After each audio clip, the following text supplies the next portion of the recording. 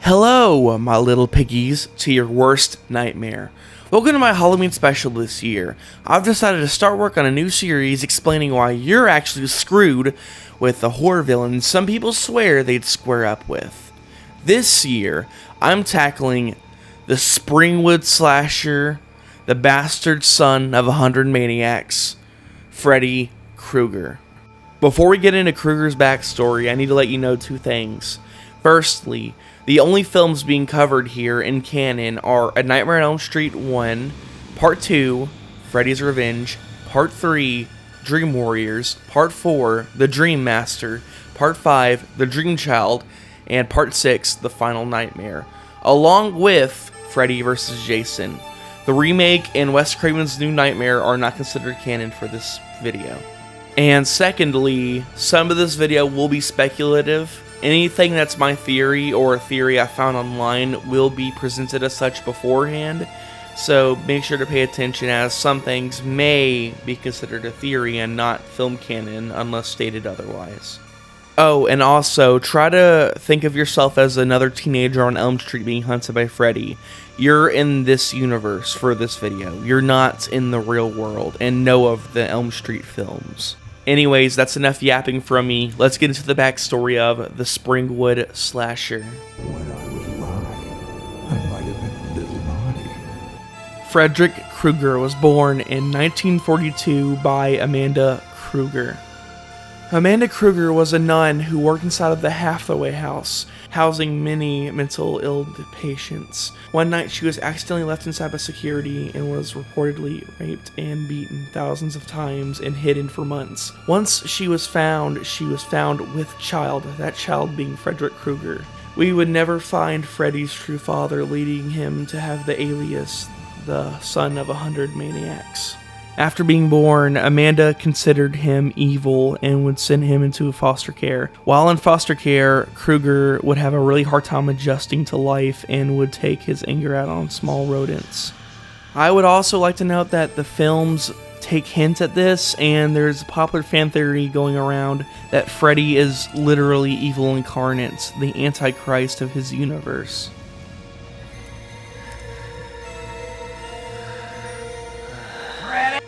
Into teenagehood, Freddy would develop masochism and would oftenly either cut himself or derive pleasure from pain, a trait clearly taken into the afterlife. Going into adulthood, Freddy would marry and settle down, having one child.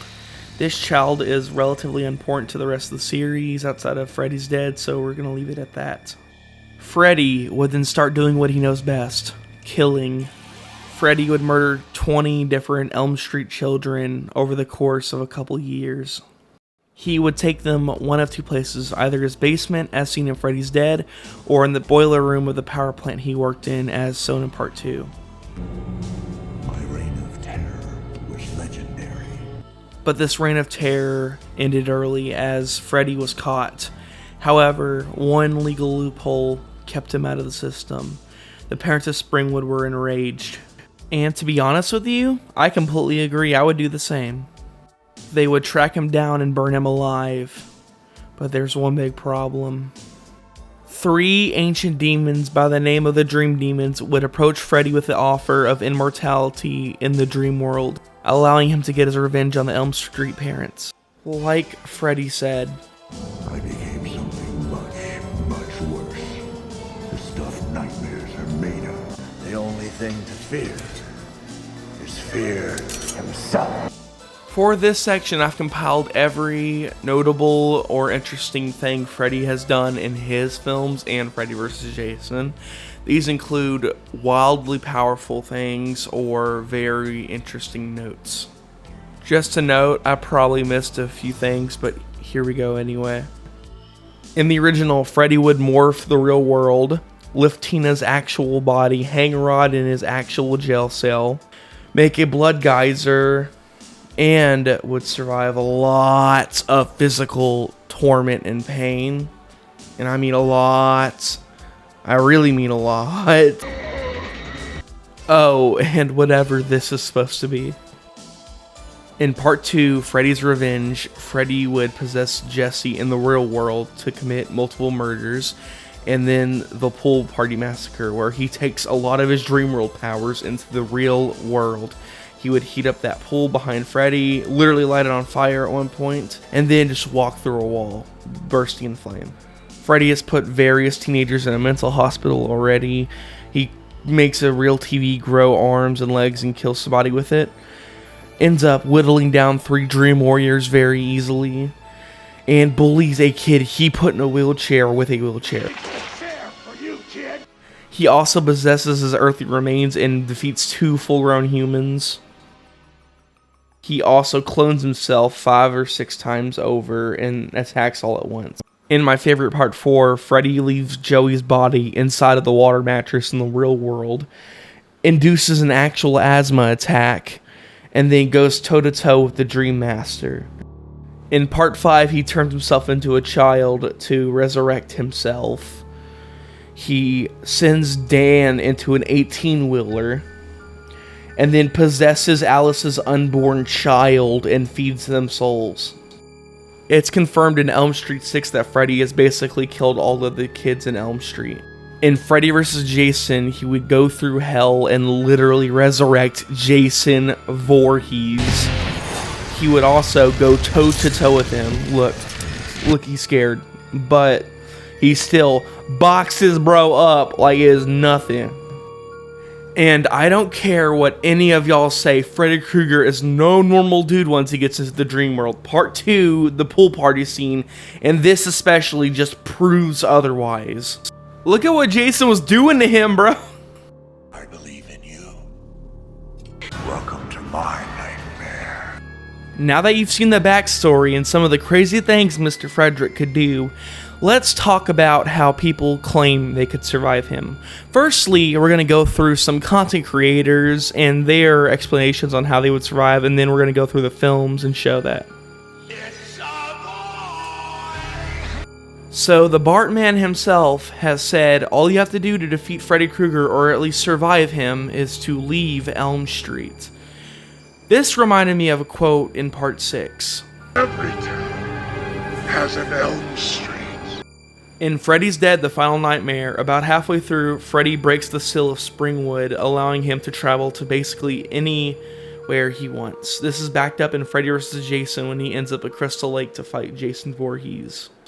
Also, Freddy wasn't limited to Elm Street, he was limited to Springwood, so that's broken too. Let's get home. Want some face? Wacka's got a really good plan. He's going to show him Wolverine, and then he's either going to fight him, or he's going to go away if he can't fight him. Which would be a really good plan on surface if there wasn't an entire film exploring the idea of fighting Freddy Krueger in your dream. Let's see how the Dream Warriors handled against Freddy. Tara was forcefully overdosed off of a drug she used to use. Philip would be bullied for being in a wheelchair. Kincaid was gutted in the stomach with Freddy's finger knives. And Christian, the last one, was boiled alive. And that was just the first generation. The second generation got it worse.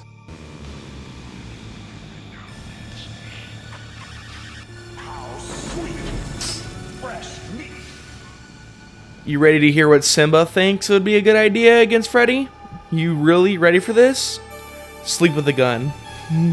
This is the same guy who resurrected Jason Voorhees, and not only did he control him, he also went toe-to-toe and won. I don't want to hear it. Jason full-on cheated. I do not care. He came from behind. I do not care. They did not give bro the proper respect of a 1v1. Bro had his W stolen by Lori and Jason. So yeah, he's surviving a gunshot, buddy, okay? I'll see you in hell. Tell him Freddy sent you. This is God. I just really want to say thank you, everyone, really. y'all's support on the first 2 videos. With this third one, I don't know how this is going to perform. I hope it does well like the other 2. Y'all, even 100 views to me is like huge, genuinely. Just the thought of like 3 to 4 classrooms worth of people sitting down and watching my video might be the most heartwarming thing ever. Now, also, I should mention, I didn't cover everything I wanted to with the Elm Street franchise here, as I was talking specifically on Freddy, and I didn't even cover everything with Freddy. This series is insanely inventive and is honestly my favorite of the 80s slasher genre, and to be honest, Part 4 is my favorite horror movie of all time. In short, will I cover the Nightmare on Elm Street series again eventually? Absolutely. Will I do more of these You Won't Survive videos? Yes, but probably in a slightly different format.